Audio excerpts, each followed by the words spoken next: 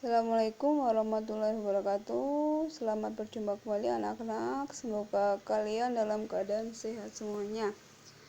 Alhamdulillah kita masih diberi kesehatan ya semuanya, sehingga kita masih diberi kenikmatan untuk bisa belajar. Tetap kita syukuri ya.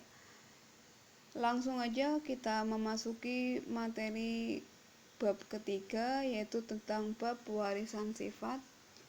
Kita akan membahas subtema gen dan kromosom. Ya, untuk tujuan pembelajaran kali ini adalah siswa bisa menyebutkan definisi gen. Yang kedua adalah siswa bisa menyebutkan definisi kromosom. Sebelum lanjut kita ke materi inti, Bu Guru kenalkan sebuah ayat Al-Quran yang berkaitan dengan pewarisan sifat, yaitu surat Al-Ahqaf ayat 15, yang artinya intinya adalah terjadinya anak lewat proses kehamilan yang terjadi pada ibu selama 9 bulan. Kemudian setelah lahir kita itu masih diberi ASI sampai 2 tahun. Jadi kita harus berterima kasih kepada ibu dan juga berterima kasih kepada Allah Subhanahu wa Ta'ala. Tak lupa jangan meninggalkan sholat 5 waktu. Ya. Untuk ini adalah gambar kromosom ya. Istilahnya adalah genetika, adalah cabang ilmu biologi yang mempelajari tentang tata cara penurunan sifat dari induk kepada keturunannya. Ini adalah gambar kromosom. Ada kromosom X, kromosom Y. Ya. Faktor penentu pewarisan sifat dari induk kepada keturunannya disebut dengan istilah hereditas. Kemudian cabang biologinya yang mempelajari hal tersebut atau tentang hereditas adalah dikenal dengan genetika. Lanjut kita ke gen. Gen adalah bisa kita definisikan sebagai pembawa sifat dari induk kepada keturunannya. Misalkan ya, kalau kita lihat kita memiliki ayah yang kulitnya putih ya, maka dari kalian juga ada yang berkulit putih, itu misalkan. Atau juga gen bisa didefinisikan sepasang DNA yang menentukan sifat tertentu atau pembawa ciri tertentu. Nah, gen itu terletak di mana? Gen terletak di dalam kromosom. Nah, kromosom terletak di mana juga? Terletak di dalam sebuah inti sel. Nah, ini gambar kromosom X. Kromosom bisa kita definisikan sebagai benang-benang halus yang berfungsi sebagai pembawa informasi genetis kepada keturunannya, atau juga boleh didefinisikan kromosom struktur. Kromosom adalah struktur berbentuk batang yang terdapat di dalam inti sel atau organel sel tertentu yang mengandung gen. Kemudian ada istilah kromosom homolog. Apa itu kromosom homolog? Sepasang kromosom yang bentuk dan ukurannya sama. Ya, kita lihat gambar sebuah kromosom. Itu ada lengan, ada bagian lengan, ada bagian sentromer.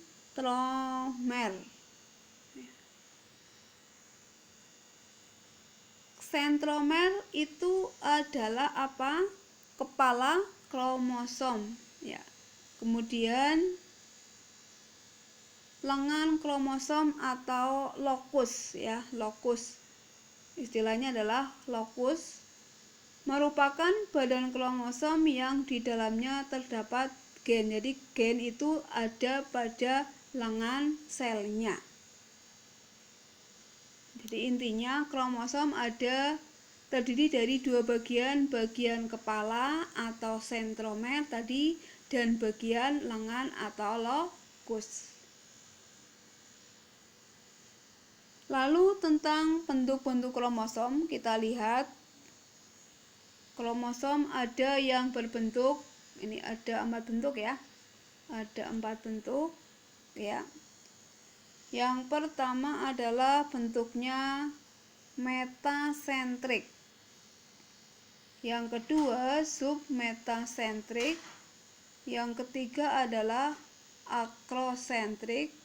Dan yang keempat adalah telosentrik. Silakan dilihat ciri-cirinya. Untuk yang metasentrik berarti sentrometernya di tengah. Yang submetasentrik agak ke atas. Yang akrosentrik ke atas lagi. Kemudian yang telosentrik di ujung.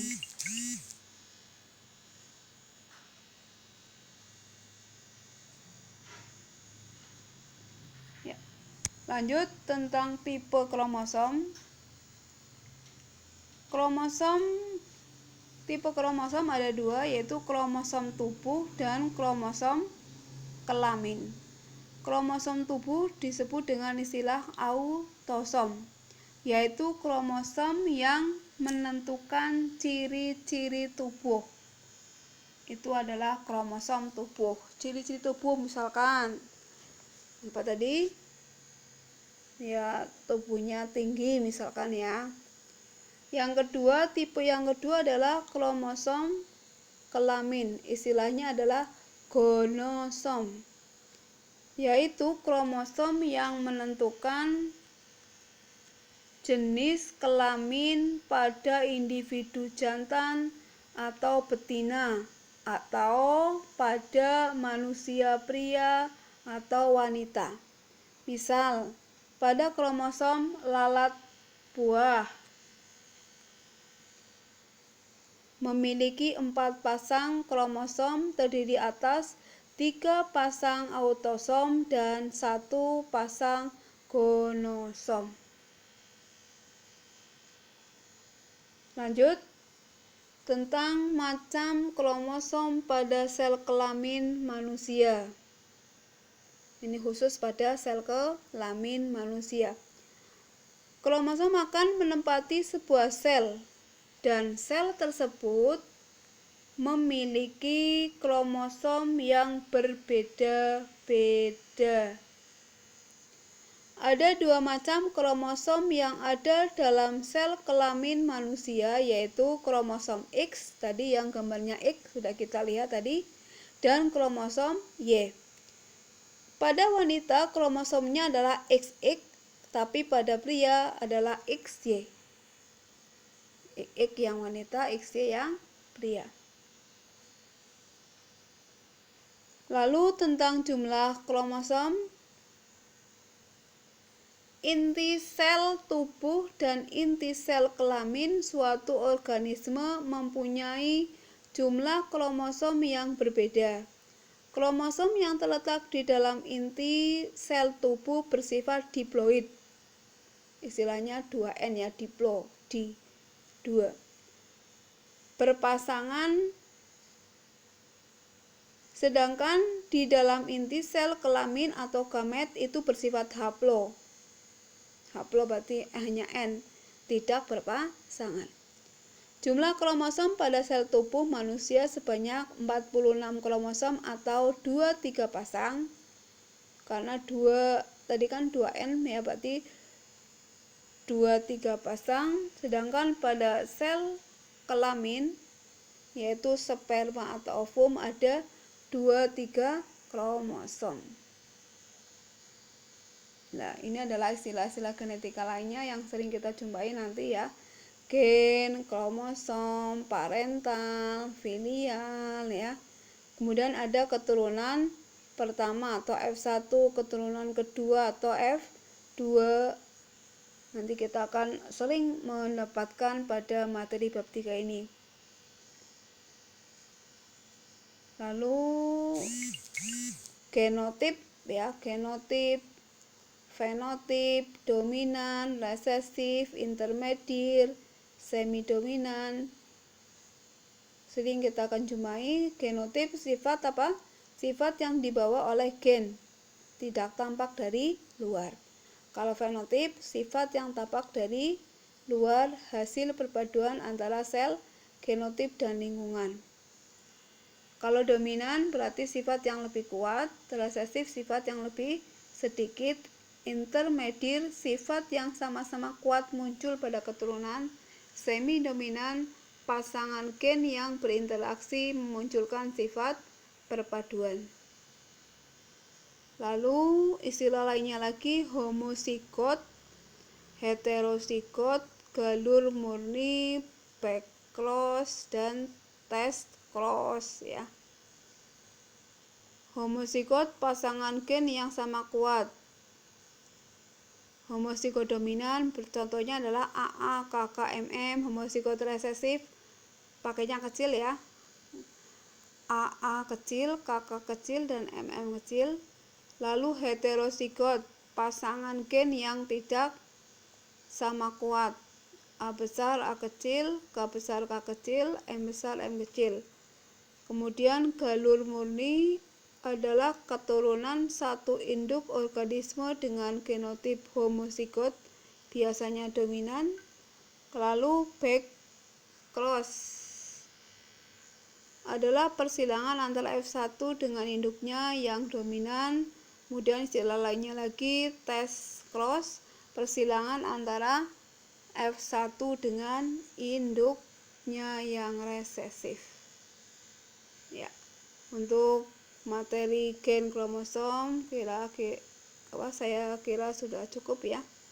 Sampai sini aja, mudah-mudahan kalian paham ya.